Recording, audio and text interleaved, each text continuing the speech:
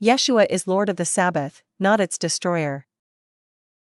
One of the most misused verses in Christian doctrine today is when Yeshua said, "The Son of Man is Lord, also of the Sabbath." Luke 6:5, Matthew 12:8, Mark 2:28. Many try to use this passage to argue that Jesus had the right to change, void, or even abolish the Sabbath. But this interpretation is completely false, and frankly, it is spiritual laziness wrapped in modern tradition. Let's break it down biblically. 1. He was defending the Sabbath, not replacing it. The context of that statement was a confrontation with the Pharisees, who were attacking Yeshua and his disciples for plucking heads of grain on the Sabbath. The Pharisees had turned the Sabbath into a crushing burden, full of human-made laws. Yeshua wasn't abolishing the Sabbath, he was restoring it to its original purpose, a gift to man, not a prison. The Sabbath was made for man, and not man for the Sabbath. Mark 2:27. He didn't say, "The Sabbath was made for Jews only," or "The Sabbath is now cancelled." He said it was made for man, for humanity, from the beginning of creation. By declaring himself Lord of the Sabbath, Yeshua was showing that he had divine authority over it, not to destroy it, but to show how it should truly be honored. 2. Lord of the Sabbath means inner ownership, not overriding.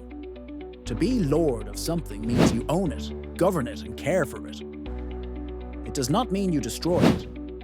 Yeshua is also called Lord of Lords. Does that mean he abolishes other lords or authorities? King of Kings. Does that mean he cancels kingship? Lord of creation. Does that mean he voids creation? So why would Lord of the Sabbath suddenly mean he cancelled or changed the Sabbath? It doesn't. Yeshua was saying that the Sabbath was his. He is the author of it, the protector of it, and the one who brings it to its fullness of meaning. It was never about rules for the sake of rules, but about drawing near to God in rest, faith, and reflection. 3. He never said the Sabbath was being replaced with Sunday. At no point in his ministry did Yeshua even hint that the seventh-day Sabbath would be replaced. If anything, he honored it continually. Luke 4:16, he entered the synagogue as was his custom on the Sabbath. Matthew 24:20. He warned believers to pray their flight not be on the Sabbath, long after his resurrection. John 5:16-17. When accused of healing on the Sabbath, he didn't abolish it. He clarified that the Father is always working good on the Sabbath. He showed that acts of mercy, healing, and goodness were never violations of Sabbath law. They were the heart of the Sabbath itself.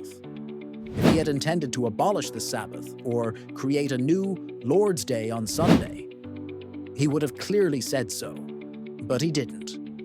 Modern theology twists his words. The modern church has taken Lord of the Sabbath and twisted it into Jesus cancelled the Sabbath and now we go to church on Sunday. That is not in the Bible.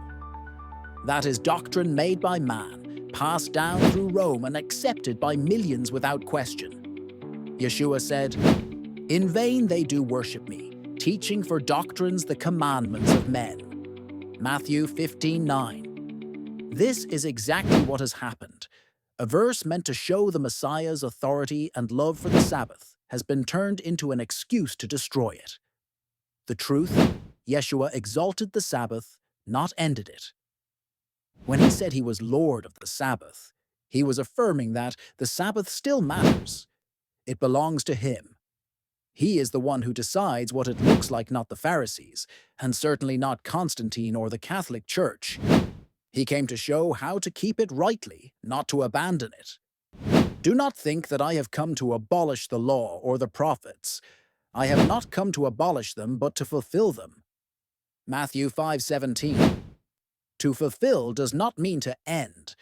It means to bring to fullness, to live it out perfectly, and restore it to its true purpose. Conclusion. The Sabbath still stands and Yeshua is its king. Let no man deceive you. The seventh-day Sabbath is still holy. Yeshua honored it, lived it, and called himself Lord of it, not to replace it, but to defend it from the false teachings of both Pharisaic legalism and later Roman corruption. The Church needs to repent for abandoning God's Sabbath and returning to man-made tradition. Let us remember the words of Isaiah. If you keep your feet from breaking the Sabbath and from doing as you please on my holy day, then you will find your joy in the Lord. Isaiah 58, 13-14. Yeshua is Lord of the Sabbath, not because he ended it, but because he reigns over it, loves it, and calls us to keep it holy.